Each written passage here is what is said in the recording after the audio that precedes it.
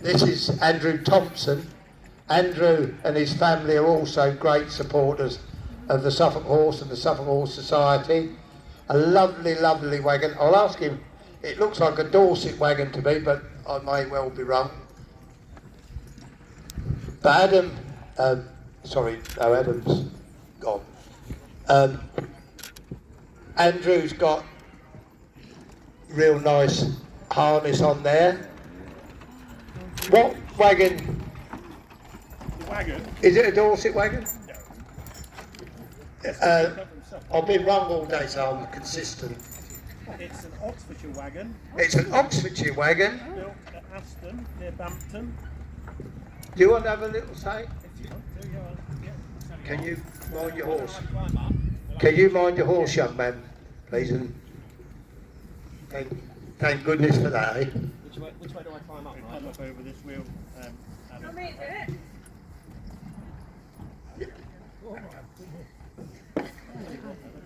I'm glad I didn't have to do that.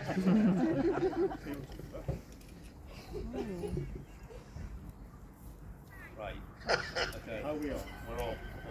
Is he? You'll just notice why they're And just to make sure the hooks come off, which does the job admirably well. I do it myself. And then they've dropped a chain off the tug chains so that the horse is in the shafts. We want the shafts a little in front, because if not, when you turn the shaft, the shafts can go under the collar, and then obviously that would upset the horse and you'd be in a muddle. So you've got to make sure you've got it in right. The back chain or rigid chain controls the height of the shafts. They don't want to be more than 4 inches. 4 inches is a hand.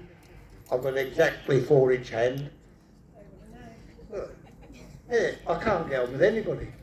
And the breeching chains, the breeching wants to have a little bit of movement in it, but that's there to stop the horse when he's going downhill. If he had that load on, he can help hold it back in his breeching.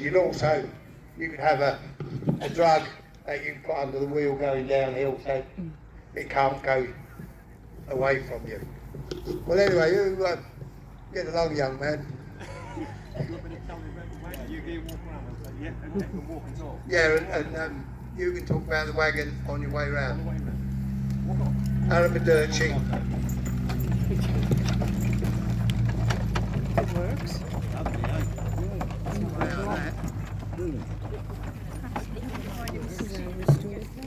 Hello. Oh, there we are. We're on. So you can tell us about the wagon, because Nigel clearly doesn't know what he's talking about. yeah, we have to make allowances for Nigel, but he's a lovely gentleman. The wagon was built, as far as we know, at about 1900 or just before. It's a traditional Oxfordshire wagon, and it was built in a village called Aston, which is near Bampton, near Witney in West Oxfordshire. The maker's name was Long, and each wagon built in different areas had different trademarks and different shapes, and the Long family have authenticated this as one of their wagons. We bought it 15 or 18 years ago as a wreck.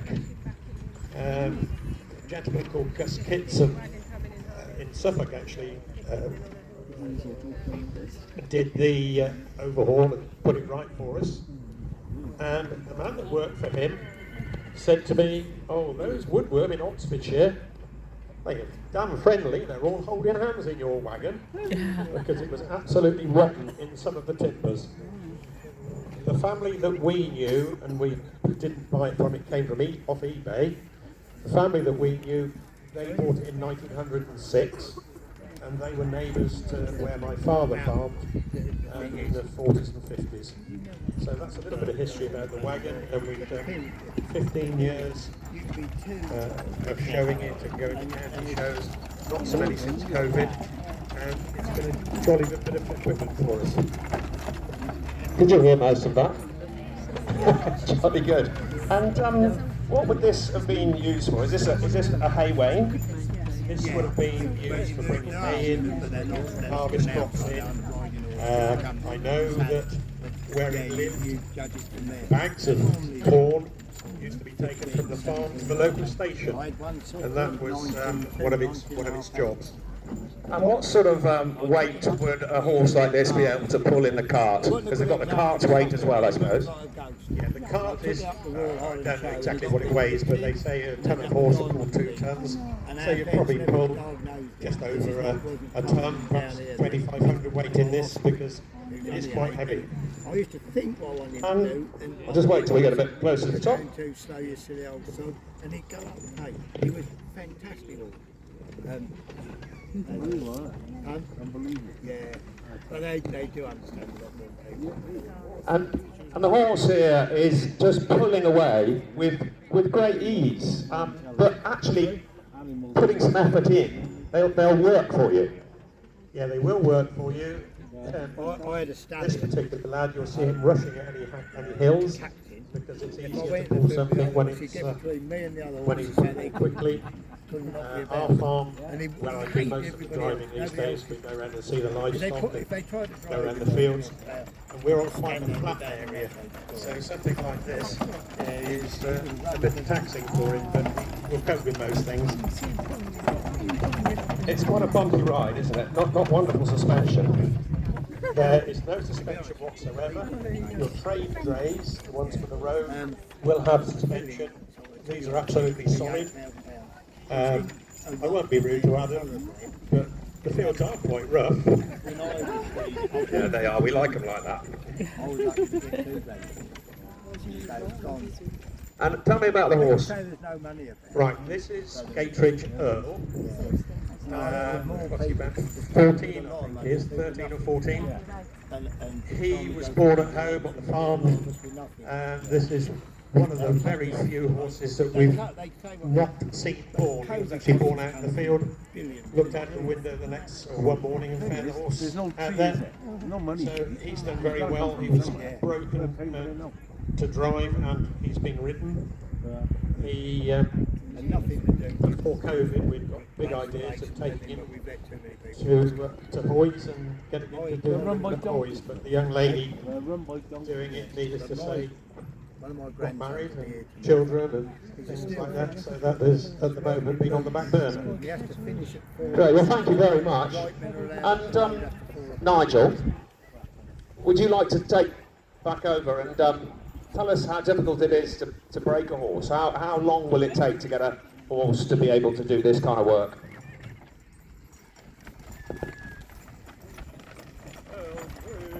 To be honest, it really, like anything else, it depends on the horse. I've had horses that come to work very, very quickly, and I've had horses that, to be honest, I wouldn't have bothered with. But I must have broken in a couple hundred horses, I suppose, and I've only ever had 2 that never came to it in the end. To be truthful, probably 6 weeks if you use them a lot. I always, well, Cherry Grover, who was judging just now, Cherry's broken in a lot of horses as well. And to be truthful, I pull a log or a tyre around to start off with to get them used to the pulling, and then put a couple of bits of wood up, 4x2 or something, and back them in it to make sure they're not going to stand on the shafts. And then when I do put them in a cart, it'd be a light cart with plenty of room in it, and then I lead them, I don't drive them, and then I will put them in what I call a breaking cart, which is a small cart, and the rope lines will go, and I walk behind so I'm not in a vulnerable position, sat on it, and drive them in the cart from walking behind, and then after I'm satisfied that there, I'll sit on the seat, pray 3 or 4 times, and then go. And so far, it's worked.